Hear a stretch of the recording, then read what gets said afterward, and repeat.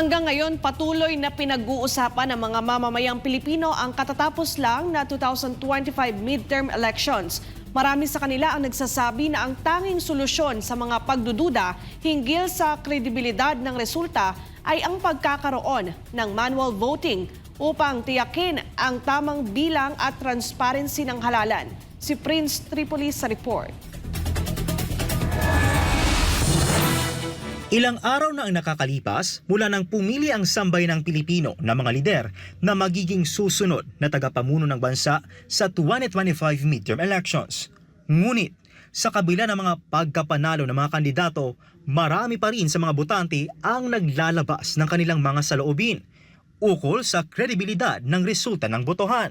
Isa sa mga pangunahing issue na kanilang itinatampok ay ang umano'y palpak na automated counting machines na ginamit sa halalan. Ayon sa ilang botante, may mga nakaranas sila ng mga technical na problema sa mga machines at nakaramdam sila ng pag-aalinlangan sa tumpak na bilang ng mga boto.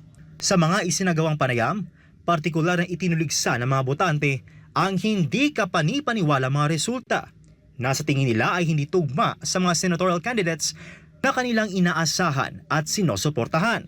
Naniniwala silang may mga kandidato na hindi naman aktibong nagkampanya o hindi tumanggap ng malakas na suporta mula sa mga tao, ngunit nakapasok sa Magic 12 sa kabila ng mga survey na hindi pabor sa kanila. Para kay Aling Bengbeng, isang botante mula sa Visayas, hindi siya kontento sa resulta ng botohan, partikular na sa mga senador. Anya, malinaw na ang Duterte senatorial slate ay nararapat na manguna, kaya't nakapagbibigay ito sa kanya ng matinding duda. Ako hindi ako kontento kasi may mga problema sa mga senador na lumabas ngayon. Hindi ako naniniwala. Kasi parang 'di ba, Luzon, Visayas sigurado na 'yan eh. Duterte talaga 'yan. Oh, Visayas, Mindanao, siyempre Luzon din meron 'yan. Oh, so parang nakakagulat lang. Ang tanong ni Aling Bengbeng ay simple. Bakit hindi tumugma ang resulta sa aktwal na damdamin ng mga botante? Sa kanyang pananaw, malinaw ang pagsuporta ng mga tao sa Duterte senatorial slate, kaya't hindi siya maintindihan kung bakit hindi ito nakatanggap ng tamang representasyon sa halalan. Si Kuya Arnold naman, isa ring botante, ay nagsabi na sa kanyang paniniwala ang buong bansa mula sa Luzon hanggang Mindanao ay suportado ang mga kandidato ni Duterte.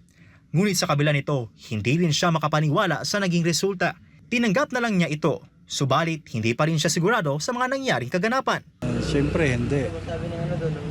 Kasi ang talaga, Duterte. Kasi kahit saan ka mag-ikot sa buong Pilipinas, Duterte sinisigaw ng tao.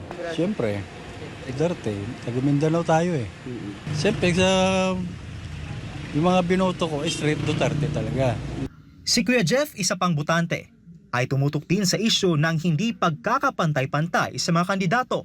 Ayon sa kanya, hindi siya makapaniwala na 3 lang sa 10 inendorso ng dating Pangulong Duterte ang nakapasok sa Magic 12. Yun lang din po, talagang hindi ko rin maintindihan bakit 3 lang ang nakapasok. Endorsement naman lahat yun, di ba? Straight dapat. Pero hindi nakapasok lahat sa 10. Dahil dito, muling itinutok ng mga botante ang kanilang panawagan, ang pagkakaroon ng manual recount. Ayon sa kanila, ito ay isang hakbang upang matiyak ang transparency at integridad ng halalan. Naniniwala sila na sa pamamagitan ng mano-manong bilang, maiiwasan ang mga teknikal na issue at magiging mas malinaw ang tunay na resulta ng botohan. Yes, pabor na pabor. Manual Recount. Manual recount talaga. Para malaman kung ano yung totoo talaga. Hindi ako kumbinsido talaga. Hindi. Dapat recount dapat. Kasi mahirap paniwalaan eh. Ang panawagan nila ay naglalayong tiyakin na ang bawat boto ng mamamayan ay nasusuri at naibibilang ng tama. Kasama ang mga lokal na lider at mga eksperto, umaasa sila na mapagbibigyan ang kanilang hiling na recount para sa isang mas transparent at patas na eleksyon. Yun na nga. Ganun na nga dapat. Kung mas maganda kung magkaroon ng recount. Mano-mano. Ang mga botanteng ito ay hindi lamang umaasa ng isang makatarungan at tapat na proseso ng halalan, kundi naglalayon din silang makabuo ng isang sistema na nagbibigay respeto sa bawat botante at nagpapakita ng tunay na resulta ng kanilang pinili. Sa kabila ng mga katanungan at alalahanin, nananatili silang nagmamasid at nagmumulat. Umaasa na ang kanilang mga panawagan ay matutugunan sa mga darating na araw. Ako si Prince Tripoli, ang inyong citizen correspondent para sa Diyos at sa Pilipinas nating mahal.